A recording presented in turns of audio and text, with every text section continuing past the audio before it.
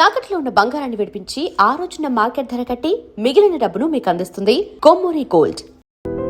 Sir hello అండి మధు గారు, ఎలా ఉన్నారు? ఫైన్ ఫైన్ అండి. మీరు? మంచి పాజిటివ్ వైబ్ కనిపిస్తుంది. అవునండి. అంటే సంక్రాంతి వైబ్ సెట్ అయింది మన సినిమాకి. Thank you. ఏంటి అంటే లాస్ట్ మినిట్ టెన్షన్స్ అన్ని పూర్తయిపోయినట్టు అన్నీ వాళ్ళ సెన్సార్ అయిందండి. సో ఇంకా ప్రమోషన్ ఓకే యాక్టివిటీస్ మీద ట్రైలర్. అంటే మామూలుగా సినిమా రిలీజ్ ముందు డైరెక్టర్స్ చాలా స్ట్రెస్తో టెన్షన్తో ఉంటారు, కానీ మొన్న మీరు ఒక 2 స్టెప్లు వేసారు, మొత్తం అదే వైరల్ అయిపోయింది. అంటే మామూలుగానే ఇష్టం డాన్స్, ఇంకా ఆ టైంకి ఆ సౌండ్కి అలా అనిపించింది, ఇంకా అడిగారు. ఎలా ఉంది సార్, మీకు ఫీడ్బ్యాక్ వచ్చిందా? డాన్స్ బాగుంది, ఇదేంటి ఈ యాంగిల్ కూడా ఉందా, ఈ యాంగిల్ కూడా ఉందా నీలో అంటే ఏముంది ఆ టైంకి అట్లా. బట్ ఇవాళ రేపట్లో నీడ్ కదా. ఓకే.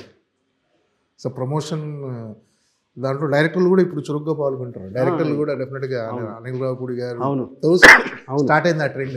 ఉండాలి. ఇప్పుడు ఇంత ముందు లాగా రాసిన తర్వాత షూటింగ్ పోస్ట్లో ప్రమోషన్ కూడా ఒక భాగమే. సో మనం యాక్టివ్గా ఉంటేనే అది ఇంకా ఆ కల్చర్ వచ్చింది ఇప్పుడు. So we have to follow. ఏంటి సార్ అంటే ప్రెజర్ ఏమైనా ఉందా? ఎలాంటి రిజల్ట్ రాబోతుంది, జనాలు ఎలా రిసీవ్ చేసుకుంటారు, అలాంటిది ఏమన్నా ఉందా? అంటే out and out entertainment. So రాసేటప్పుడు, షూట్ చేసేటప్పుడు మనకు అది తెలిసిపోద్ది కదా వైబ్.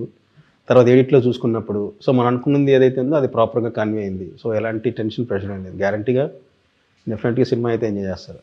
ఓకే. అంటే ఇది పర్టికులర్గా రవితేజ గారి గురించి అనుకున్న సినిమానైనా, ఆయన గురించి అనుకున్న కథనైనా ఇది? ఆయన ఎంచుకున్న కథ. అంటే ఏంటి, ఆయన ఇప్పటివరకు చాలా సినిమాలు చేశారు, చాలా ఫ్యామిలీ సినిమాలు చేశారు రవితేజ గారు. ఏంటి అంటే ఇందులో ఆయన కొత్త యాంగిల్ కానీ డిఫరెంట్గా ఏం చూపు? అంటే ఒక ఇద్దరు అమ్మాయిల మధ్య, ఒక మ్యారీడ్ పర్సన్ ఇద్దరు అమ్మాయిల మధ్య అనేది ఆయన ఇప్పటిదాకా చేయలేదు. బట్ దీంట్లో ఉన్న న్యూనెస్ ఏంటంటే క్యారెక్టరేషన్ చాలా బాగుంటుంది.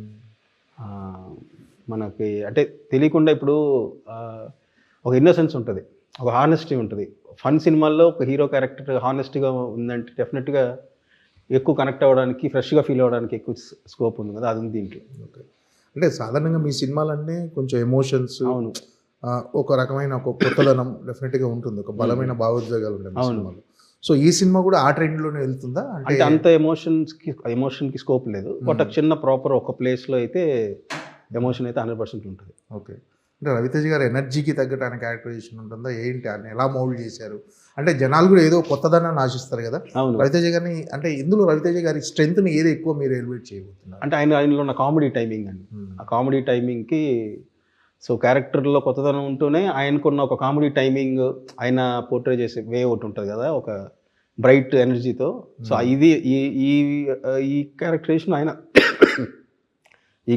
ఆయన చేయడం వల్ల కొత్త యాంగిల్ వచ్చింది బయటికి. ఓకే.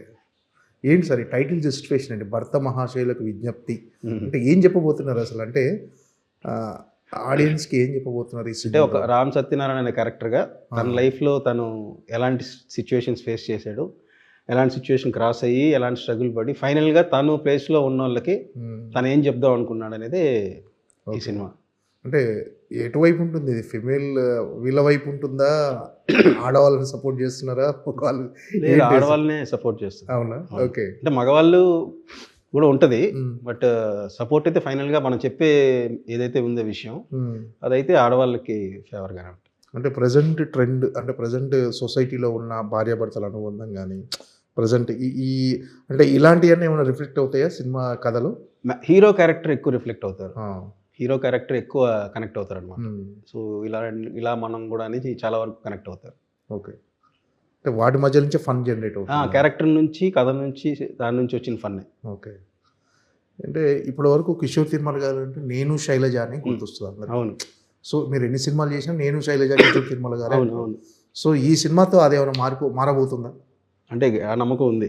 అంటే భర్త మహాశైలకి ఇది వేరే కోణం, అంటే అవుట్ అండ్ అవుట్ ఎంటర్టైన్మెంట్ నేను ఎప్పుడు ట్రై చేయలేదు. సో ఇది ఫుల్ ఫన్. సో నన్ను ఇన్ఫ్లుయెన్స్ చేసిన సినిమాలు, కామెడీ ఫిలిమ్స్ అన్నీ కూడా నా పర్సనల్ లైఫ్లో నాలో ఉన్న హ్యూమర్ అవన్నీ కూడా యాడ్ అయ్యి ఇది ఒక కొత్త ఇదైతే ఓపెన్ అవుతుంది. సో అది ఉంది దీంట్లో. అవుట్ అండ్ అవుట్ ఎంటర్టైన్మెంట్ చేశాడు కిషోర్.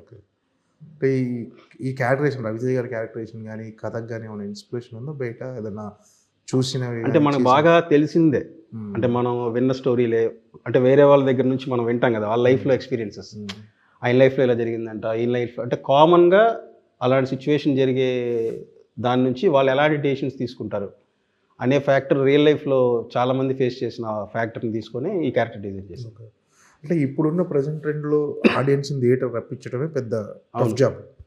దానికి తోడు అంటే కథ థియేటర్లోకి వచ్చిన తర్వాత కూడా వాళ్ళను అంటే ఇది ఓటీటీలో కాదు, థియేటర్ ఎక్స్పీరియన్స్ ఇవ్వాలి సినిమా, థియేటర్లోనే చూడాలి అనిపించేంత స్ట్రాంగ్ కంటెంట్ ఏముంది ఈ సినిమాలో? అంటే ఇప్పుడు మీరు కామెడీ మనం చూస్తే థియేటర్లో వచ్చే ఒక వైబ్ కానీ ఆ ఎక్స్ట్రా లాఫ్స్ కానీ, సో మనం టీవీలో మనం ఒకరిని చూస్తామా లేదా ఒకరు సగం చూస్తుంటే ఒకరు లేచి వెళ్ళిపోతారు. ఇక్కడ థియేటర్లో మొత్తం అందరూ కూర్చొని మనం ఫోకస్డ్గా దాని మీదే ఉంటే వచ్చే కాన్సన్ట్రేషన్ కానీ ఎంజాయ్మెంట్ వేరు కదా. అది మనం ఇంట్లో చూసామనుకోండి ఆ కామెడీ అంత ఎంజాయ్ చేయలేకపోవచ్చు. సో థియేటర్లో వస్తేనే మీకు ఆ వైబ్ కానీ, సో ఆ ఫన్ టోన్ కానీ, ఒక ఫ్యామిలీ అంతా కలిసి ఒక రెస్టారెంట్కి వెళ్తే ఎలా ఉంటుంది, ఒక ఫ్యామిలీ అంతా కలిసి సినిమాకి వస్తే వాళ్ళందరూ ఒకటేసారి రిఫ్లెక్ట్ అవుతారు కదా. అది మనం ఈ ఓటీటీలో వచ్చి మనం 10 మంది ఉంటే 10 మంది కూర్చొని మ్యాక్సిమం ఒక సినిమా కూడా చూడలేము. మనం ఏదో పని మీద బయటకు వెళ్తాం, ఈలోపు వాళ్ళ సినిమా చూసి అంటే మ్యాక్సిమం జరగదు కదా. ఇప్పుడు 10 మంది ఇంట్లో ఉంటే 10 మంది కలిసి ఒకటేసారి ఈ సినిమా పెట్టని చెప్పి అందరూ అదే దాని మీద ఫోకస్డ్గా అయితే చూడలేరు. సో థియేటర్ అయితేనే అందరం కలిసి ఎంజాయ్ చేసిన ఫీలింగ్ వస్తుంది. ఓకే.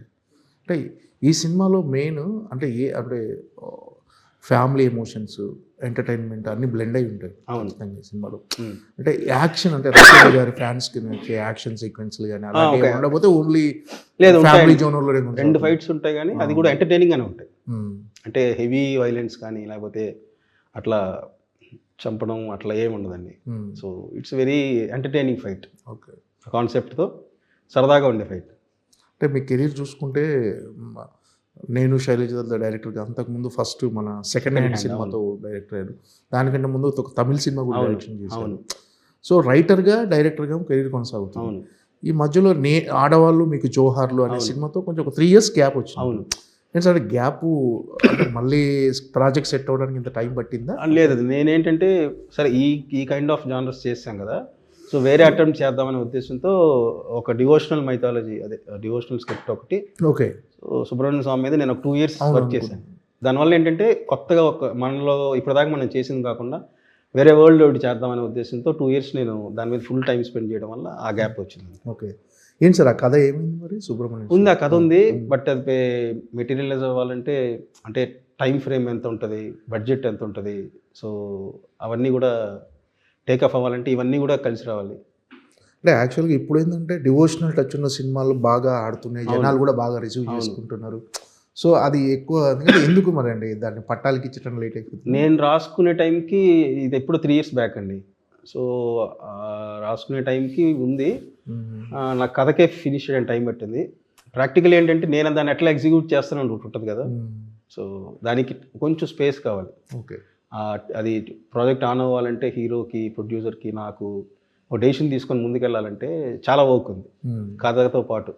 సో అది టైం పడుతుంది.